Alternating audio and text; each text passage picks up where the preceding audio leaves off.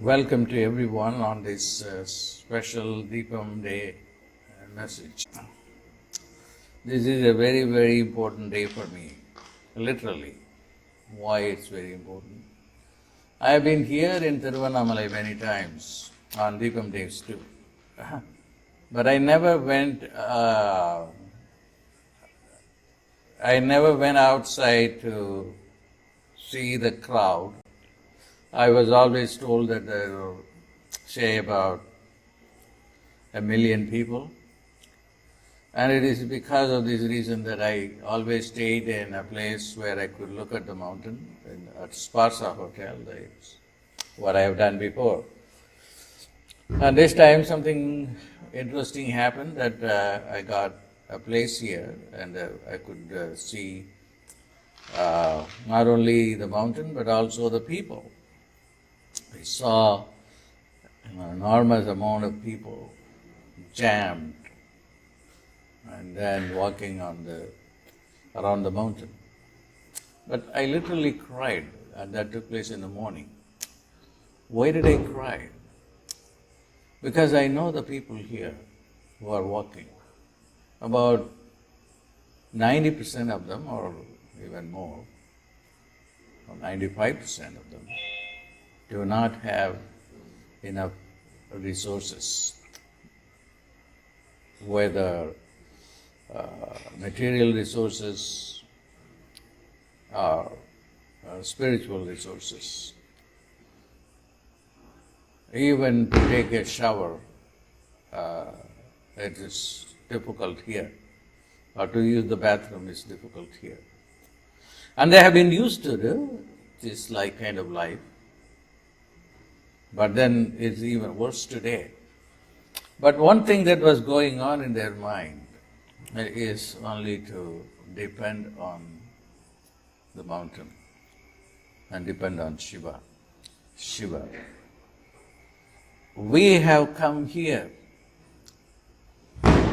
so that there will be a resolution to our problems. There are all kinds of problems: physical, health problems, food problems, problem from children, problem from relatives, problem from lack of resources. So there are all kinds of problems, but there seems to be no solution. And we have no education also. Even if I have education, there is no jobs available. What can you do? So I was just asking Shiva himself, hey, here you are, you have a lot of people, 1 million people going around the mountain. Look at their life. Their life is miserable, really miserable. And how are you going to fix it? Because these are people who have minimum education and also who have no skills. And how are they going to really be saved? Are they going to be spiritually saved so that their soul will go to heaven? Because that doesn't really make any sense, because all that we can relate to is how to get by day-to-day life. That's hard. So they come every year hoping that you will fix it. So that made me literally to cry, seeing these people bumping it on each other and walking. There's not even space to walk. And why do they come here? But one thing is certain, Shiva is attracting you guys. But is he going to give you only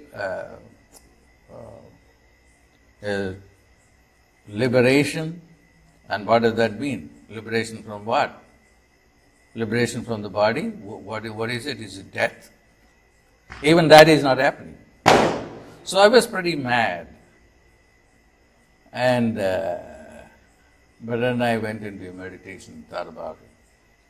So what has to happen? This is not something that happens only in Tiruvannamalai. This happens all over the world. And not only one religion, but all religions. There are people who gather in millions to go and pray to God, and their life is miserable. They don't even have enough money to lead a decent life. So how are you going to fix it? Then it came to me very clearly, fixing the problem is not sending these people to heaven. Okay, because I just remember that a few months ago, I did a video on Jesus. Blessed are the poor, because they are simple. How can the poor people be blessed? So I want you to look at that. I think that's a YouTube video. Now coming back to this question here, how is God going to help you? We are living in the 21st century where everything has changed except our faith in God, our blind faith in God. And that has to change. In terms of practical understanding, let me put it this way. Faith is a matter of total surrender and dependence on some extraordinary, supernormal power to come and help you out of the problem. What we call as providence. Something has to happen. A miracle has to happen.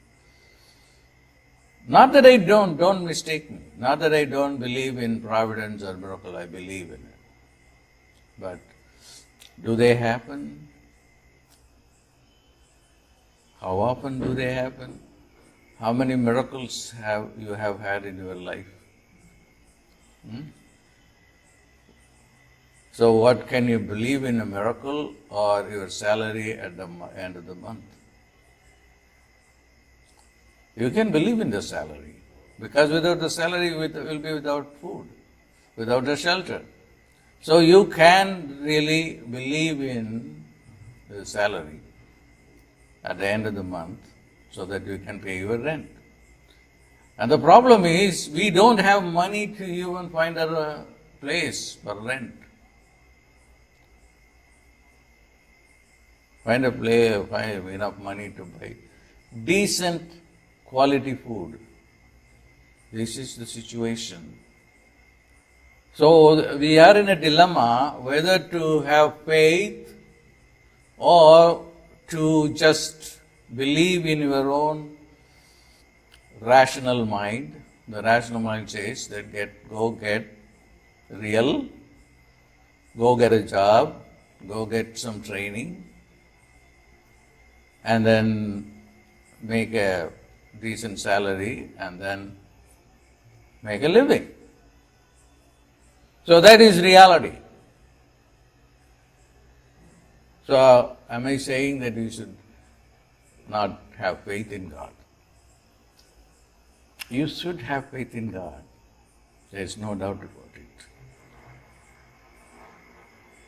You should have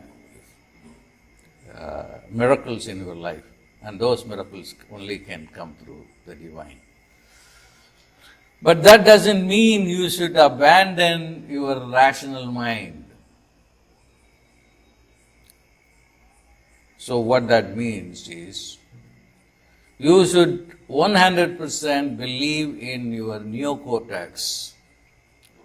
The neocortex is what we have developed in our evolution as a human race from the reptilian brain, the primitive brain.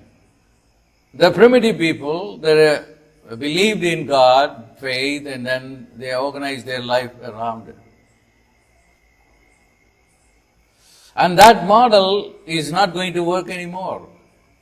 It will work in a very sophisticated way, but not in a fundamental way. In a sophisticated way, I am teaching you how to use the midbrain, because that is the God brain. How to use the lower cerebellum, that is the God brain. He can give you an intuition, that is just as it gave intuition to Einstein to find out this great equation. So that you can use.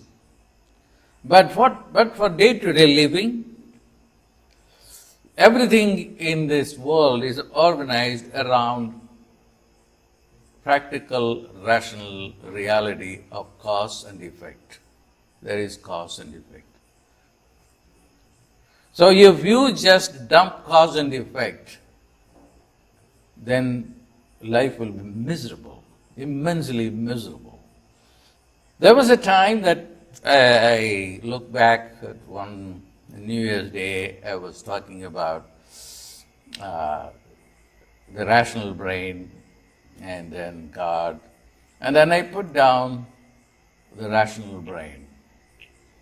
But that I'm beginning to understand that is wrong.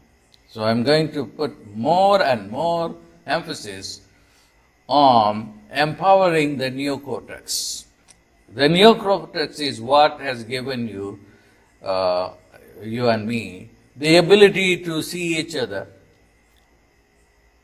long distance through Skype, through Zoom, and that is the creation of the neocortex. The telephone is a creation of the neocortex.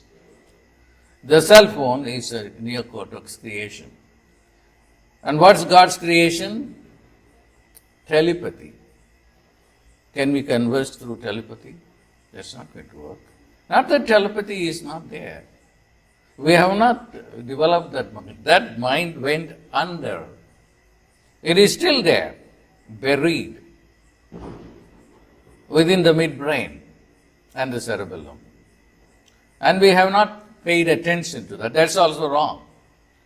So what we need to do now is we have to grow and develop both the neocortex as well as the midbrain. In other words, you have to believe in yourself as a human being with a rational brain as much as God and the supernatural and the supernormal. And if you put all your faith in God, which you can't even do. How many people will think about God all the time? So that's another problem. The major problem is it is very difficult to think about God. It is very easy to think about, your dream house and dream clothes, dream body and plastic surgery and so forth. But can you, with same kind of passion, think about God? No. It's impossible for anyone to be thinking about God. So what is easy to think about is your own life on this earth plane, body, mind. So we have to really become true to the reality. Even people who talk about God, they talk about God so because that is their profession, so that they can make money. But to live God is very difficult. To living God means thinking about God all the time, unless you are really trying to understand what enlightenment is. That is not easy. Okay. And on this day, I want to give you some hope. And what is that hope? It, deep down, I believe that what is going to happen is a merger of the neocortex with the midbrain. At least the children who are growing up will be able to do that. That's why I'm very dedicated to the Phonemic Intelligence program. And on this day, I just want to rededicate my life to the Phonemic Intelligence program. Phonemic Intelligence program says that you have to have wisdom, and that wisdom can give you everything. And where is that wisdom? That wisdom is in the phoneme, not in the word, not in the sentences. But if you just go and delve deep into one phoneme, like ah, and that is what I have found in the research, that one phoneme ah activates the entire brain. The global activation takes place. The fMRI shows you that the entire brain responds to the one single phoneme ah. And that too used in a very a basic way of either listening or thinking. But there are other ways of using the phoneme ah, which can work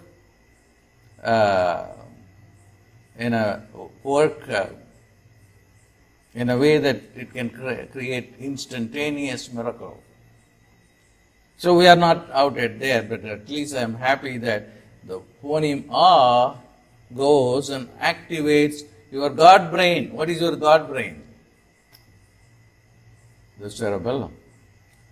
And now we have a better definition of God. The cerebellum carries 80% of your neurons. That the rest of the brain, including the neocortex, which is the chunk of the brain, only takes part in the 20%. 80% is in the, and the yogis and the siddhas have said very clearly, focus on your cerebellum, particularly the lower cerebellum, and that is God. So, but having said that, it doesn't mean that you can get rid of your neocortex or the rational brain. If you get rid of your rational brain, you are completely lost. It's not only that your rational brain is conditioned by the neocortex. Rationality governs every cell in your body. Even every DNA is programmed to rationality, not to God. We have to reprogram it to God, to faith, to unlimited understanding. But they don't have unlimited understanding right now. So you have to reprogram even the genes. So one thing that I'm very excited about this life, and which I want to share with you is, I'm going to dump whatever I have said so far as my understanding of life is concerned. I have great things of knowledge, of wisdom that is dawning in me, that I am going to teach everything. And I dare say that whatever I have taught, although they are better than whatever is available in the market, I can say that with all my integrity. I have given you techniques that are far more better than anyone has given. I know that, because I know what is available in the market. I've been in the business for 40 years. But even that, when compared to what I'm going to teach, whether it is karma removal, or whether it is attracting a relationship, or whether it is going to lose your weight, or whether it is going to get an enlightenment, getting rid of your mind, your neocortex, and other things, and to turn the body into light, and I have and I'm getting into that realm thanks to the universe that this knowledge is coming out. And I am going to teach new techniques for karma removal. And my definition of karma is, it is something that is deep down embedded in you. And you have to go through various stages in your cognitive mind. Your cognitive mind will go one after another, and another after another, and then go to and look at your karma, and then get rid of that. Until you do that, it will be karmic life that you will be living. You won't be living the life that you want to live. You will be living only the karmic life. And it's very interesting that I am talking about karma from Arunachala. And this is the place where I have made many statements about it, that I am going to live here as much time as possible. Because what happens here is miracle in terms of your brain turning into a higher state of consciousness and erasing your karma. And especially it is a place for all the siddhas. So all the scriptures say that from the entire universe, people come here and hang out, going around the mountain over and over and over again, non-stop. And who are those people? These are the most enlightened beings from all galaxies. They have no other place to go but to here, because this mountain has so much power, because the mountain itself is the ultimate God. Call it Shiva, call it whatever name you want to call, but they call it here as Shiva. And that's why I have decided it's better to bring the people, the quantum physicists here. Because the quantum physicists are none but yogis who were in a previous time perfected their intellect. And then they thought, well, let me go and try to explore physical reality. Not only the quantum physicists, the molecular biologists, the people who deal with nuclear medicine. And these are the people who should come here, but once you come here, something will light up your consciousness. You will end up in discovering something that has never been discovered before. Because it has so much consciousness, so much wisdom embedded in this ether here. See, the ether is the most important element of all the elements. The ether is, because the ether carries wisdom. So you have great opportunity. It's not only people who are scientists. If you are a great actor, for instance, and you have to come here, and I just remember there's one actor here who is a very famous actor. He's all over India, although he comes from Tamil Nadu. His name is Rajinikanth. He has 2 movies that he made, which has the title of this place. One is called Arunachala, the other is called Anomaly. And I have been told that he has spent a lot of money trying to put roads and lights around the mountain. So the reason why I'm bringing his name is because even if you are an artist, you're a musician, come here, stay here, and then you will be inspired. But I'm not putting down all those other people who are just going round and round the mountain. And they have, of course, possibility to get beyond their own limitations. So if you have no education, but you still come here and go around the mountain, what's going to happen? You still will have benefits come. But not a great deal, because your neocortex, your rational brain, is not fully developed. So what I would say is that develop the rational brain, which means your education is important. Your education is important. Go and develop skills, go to schools and where you can learn more. And then pray to God. By just simply praying to God and then God is going to put money from the roof, it's going to fall down. That's not going to happen. Okay? So you have to really develop both together. That's what Einstein said. You have to bring religion and God together. If you don't do it, then you will not have the holistic understanding. If you want a holistic understanding or full wisdom, total wisdom, you have to bring both together. And finally, I want to say something which I have already mentioned. My teaching is going to be like at least I would say 90% different from what I have taught before. Not that they are completely new, but then I have talked about karma. Karma I have extensively talked about and taught courses on karma. But now the teaching of karma and then the way to get rid of karma is going to be very different.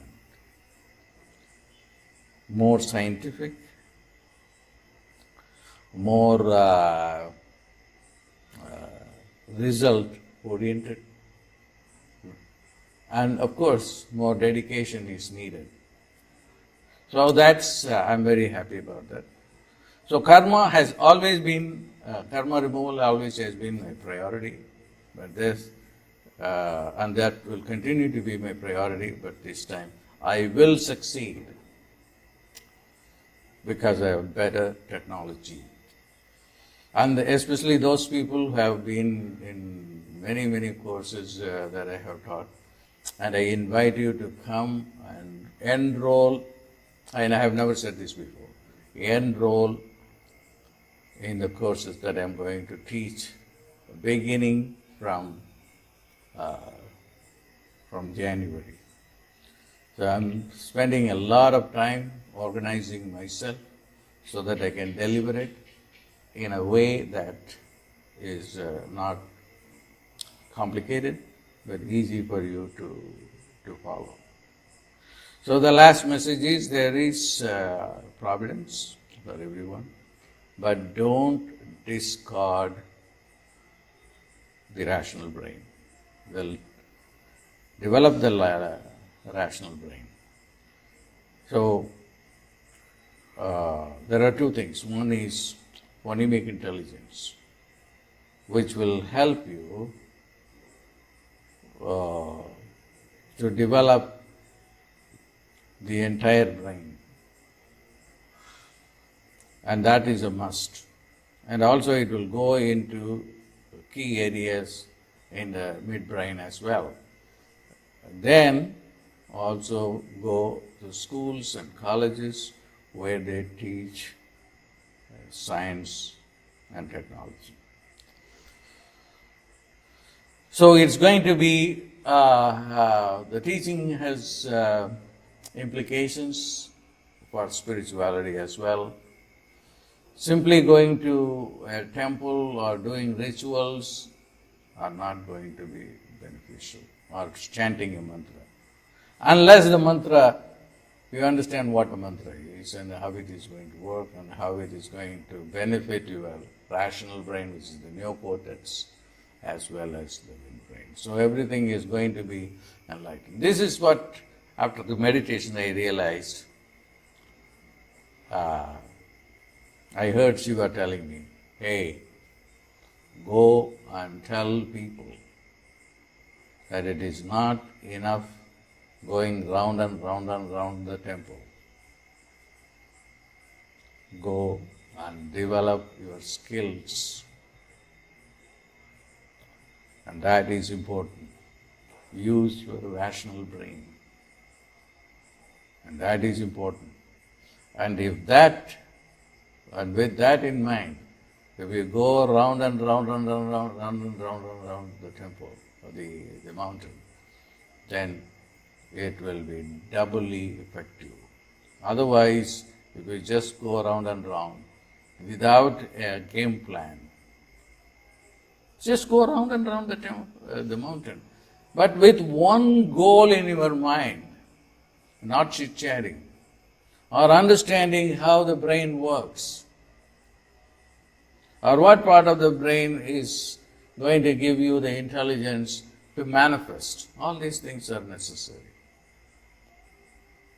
Okay, so it's a great day for me personally and also for the world. There needs to be a new spirituality, just not based on faith. Because faith is very difficult in the first place to hold in your consciousness. It is true that I totally believe in Christ who said, with faith you can move mountain. But faith is very difficult to have. You can have faith in having a mansion, in having good clothes, and then getting married, if you are, and then having a car, and that is easy. But can you have faith in God? No. Again, I'm going to teach courses on what is faith and how it fits into the rational paradigm in the neocortex context. So that's going to be also part of the teachings that I'm going to give you. I'm very happy that Arunachala Shiva here enabled me to talk to you. God bless.